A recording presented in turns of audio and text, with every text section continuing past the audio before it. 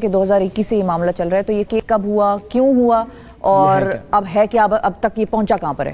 دیکھیں، یہ basically issue یہ تھا کہ مختلف ممالک تھے، جنوبی افریقہ، ڈنمارک، انگلینڈ اور جاپان اور دیگر ممالک میں اردو میں اور ان ملکوں کی زبانوں میں یہ ترجمہ کر کے بھیجا جا رہا تھا قرآن پاک کا۔ اچھا، یہ ترجمہ جو تھا یہ غلط تھا، یہاں پر چھپتا تھا، پاکستان سے یہ ترجمہ چھپ رہا تھا، پاکستان سے یہ ترجمہ اپلوڈ ہو رہا تھا، اور ان ممالک کے جو مسلمان تھے ان کو یہ ترجمہ دیا جا رہا تھا، اچھا، جو اس کو کریکٹ ترجمہ سمجھ کر پڑھ رہے تھے، ٹھیک ہے، اور اس کو قرآن پاک سمجھ کر رہے تھے۔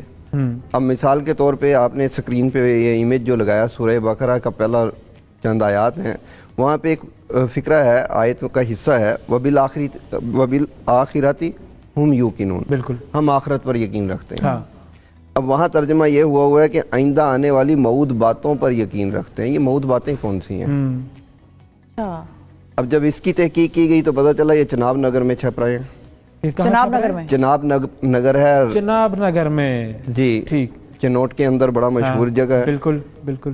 وہاں یہ 2013-14 سے، جی احمدیہ کمیونٹی سے ربوہ اس کا دوسرا نام ہے، وہاں پر یہ چھپ رہے تھے۔ وہاں 2013-14 سے یہ رپورٹس آ رہی تھیں، ہم نے درخواستیں دی، وزیر اعظم کو درخواستیں دی، ہیومن رائٹس سیل جو سپریم کورٹ کا ہے وہاں درخواستیں دی، ہر اس جگہ پر درخواستیں دی گئی جہاں پر کوئی اثر شنید اور ہو یہ جو سکتی چھپ تھی۔ رہے تھے اس کے بعد یہ باہر کی دنیا میں صرف باہر کی دنیا میں بھی جا رہے تھے، پاکستان میں بھی جا رہے تھے، ہر جگہ جا رہے تھے، یہ پوری دنیا میں پھیل رہے تھے یہ، اور ان کی جو طباعت تھی وہ بقیہ طباعت سے زیادہ سپیڈ سے تھی۔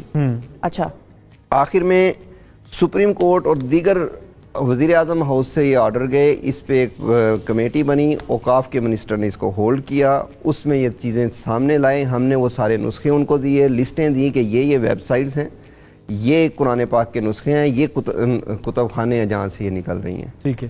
وہاں پر انہوں نے ہماری بات کو تسلیم کیا اور انہوں نے اس پہ ایک کمیٹی بنا دی کہ یہ جا کے ان طباعت خانوں پہ جا کے خود وزٹ کریں گے، ٹھیک ہے۔ انہوں نے یہ چناب نگر کی انتظامیہ سے اجازت لی تو انہوں نے اجازت نہیں دی، یعنی قرآن بورڈ کو ایک علاقے کی انتظامیہ نے اجازت نہیں دی کہ آپ آ کر وزٹ کر سکتے ہیں، اور یہ حکومت کا ادارہ ہے، یہ حکومت کا ادارہ ہے، قرآن بورڈ صوبائی ادارہ ہے، ٹھیک ہے، صحیح ہے۔ اس کے بعد پھر ہمیں یہ ہوا کہ جب انکار ہو گیا تو ہم نے 2018 تک اس کو درخواستوں میں چلتے رہے، آخر میں ہم نے پٹیشنیں ڈالنی شروع کر دی عدالت میں، ٹھیک ہے۔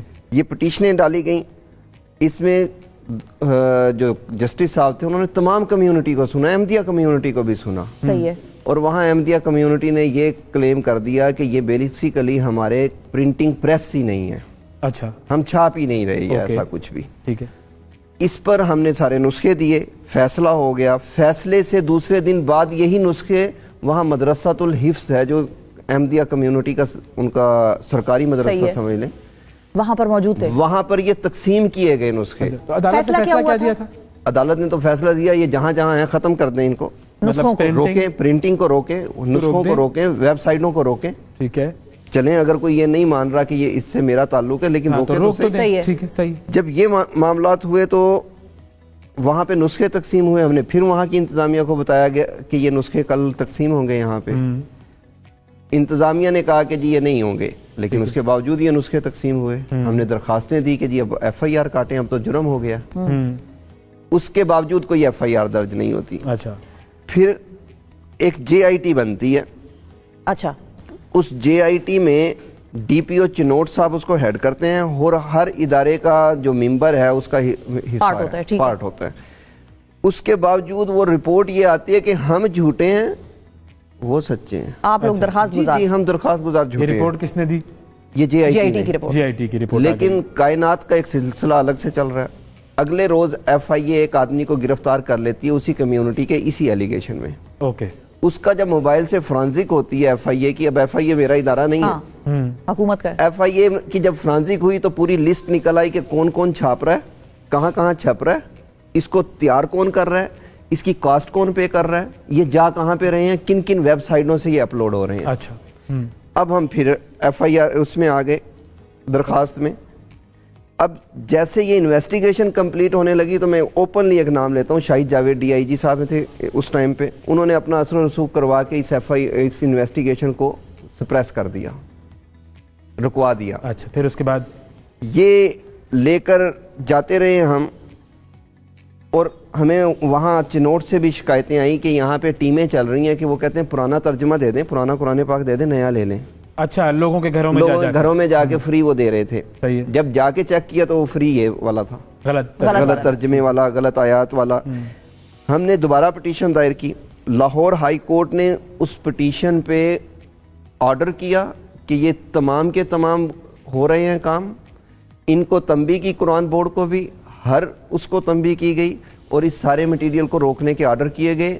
इम्प्लीमेंटेशन आज तक नहीं हुई। 2 मरतबा वज़ीर आला पंजाब को बुला लिया गया, जो कि हैं उस वक्त के बुज़दार साहब थे। सही है।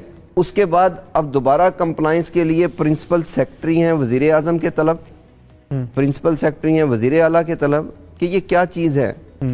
अब आपका देखें, कंप्लाइंस रिपोर्ट देनी थी इन्होंने, सारे नुस्खे जो हैं वो कब्जे में लेने हैं, सब कुछ वो कुरान प्रिंटिंग प्रेस को रोकना है, प्रिंटिंग प्रेस को रोकना है। तो अब ये करेगा कौन? इस ऑर्डर की इम्प्लीमेंटेशन कौन कराएगा? क्योंकि अदालत का हुक्म है तो वो तो कंटेम्प्ट ऑफ कोर्ट में हो जाएगा मामला। अगर ये कंटेम्प्ट ऑफ कोर्ट लगी हुई है अब। अब देखें, अमल हुकूमत ने करना है। मेरा मुल्क के अंदर अमन भी हुकूमत ने कायम करना है। सही है। हर वो काम मैं करूँ इलीगल या कोई और करे, उसको गवर्नमेंट ने रोकना है। अब गवर्नमेंट क्या करती है, ये दीन का काम है। अगर हम पहले लेवल पे जाते हैं तो दीन का नाम इस्तेमाल किया जाता है वोट लेने के लिए, जज्बात भड़काने के लिए, मेरा खून लेने के लिए, फ्री के खिदमतगार लेने के लिए। लेकिन काम क्या करते हैं यही सियासतदान जो बाहर आप और मैं समझते हैं क्या क्या नारे हैं इनके, क्या क्या स्लोगन हैं, और 2021 में कौन हुक्मरान थे वो भी सबको पता है।